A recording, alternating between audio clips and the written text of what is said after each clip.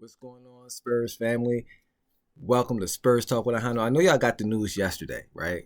I'm late, obviously. I have a whole lot of studies to do. I made sure I got that done so I can make this video today. So y'all basically probably watching this video hearing my opinions. So I'm gonna make this real brief. I don't want to take, all my videos brief. I don't like taking too much of y'all time.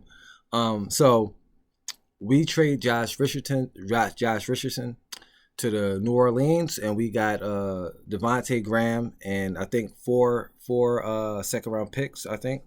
And so, hold on. Sorry, mouth is kind of dry. So, four second round picks, and Devontae Graham is coming to us, and we getting rid of Josh Richardson. I don't mean to say it like that. That kind of sound harsh, but we traded away Josh Richardson. Now, I'm not really upset about this trade. I think it opens up more minutes for Malachi Branham, which he was getting late into 2022, and then going forward into this point, he was starting to get more minutes, and he started to get more comfortable with the NBA game, and he was just as productive as Josh Richardson. So I think back in December or even November, I was like, I have no issue with trading Josh Richardson. I think these players, our young up-and-coming players, are just as productive as he is, and they have a higher ceiling. We already seen Josh Richardson's ceiling. He's not going to get better than that, but these players is going to get better. So give them the minutes if they just as productive.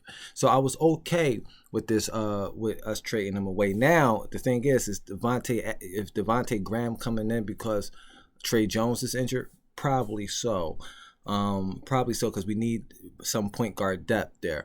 So Devontae Graham, do I know a lot about? Do I watch a lot of games of Devontae Graham? No, but I watch some. I really can't sit here and tell you exactly what he's going to bring because I'm not going to pretend.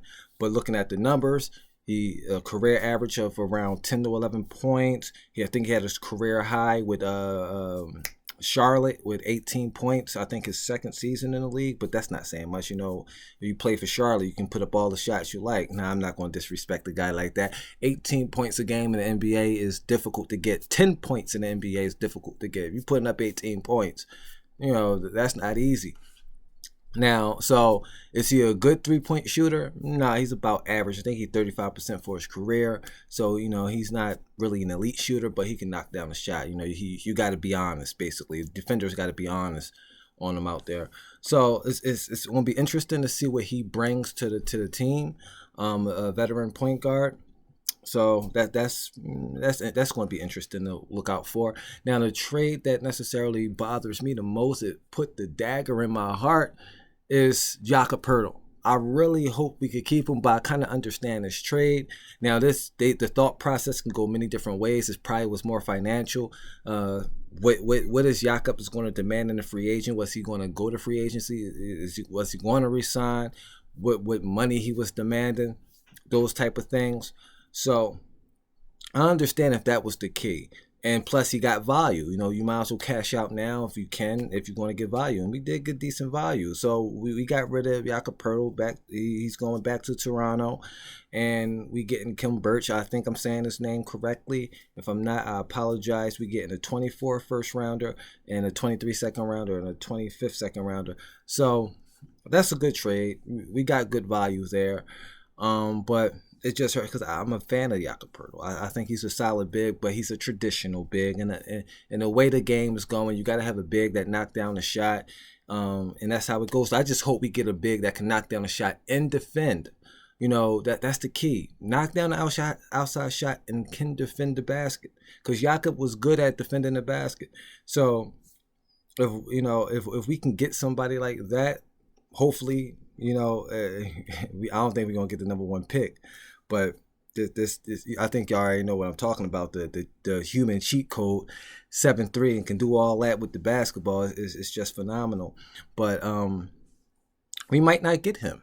And who says he's a good rim protector?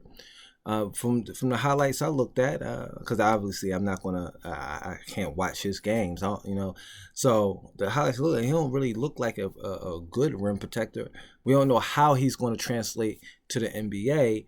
he looks kind of thin. Hopefully it translates well if we do get him. But the guy looked like a potentially great player, potentially Hall of Fame player if his career continues to project. But that's not my point. My point is I'm always looking at what if we don't get him. We always got to look at that. Because obviously getting a number 1 draft pick is not guaranteed. So we got to look at the options there. We got to look at other options. So what kind of big man do we want? We want a big man that probably can knock down shots. Obviously, that's where the game's going. It's not probably. Obviously, we want a big man that can knock down an outside shot. But we also want a big that can defend. Defending is key in this league.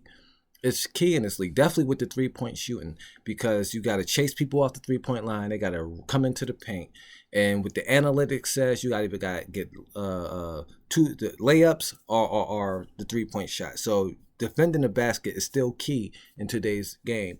So with this trade, I'm okay with it. We got a first rounder out of it.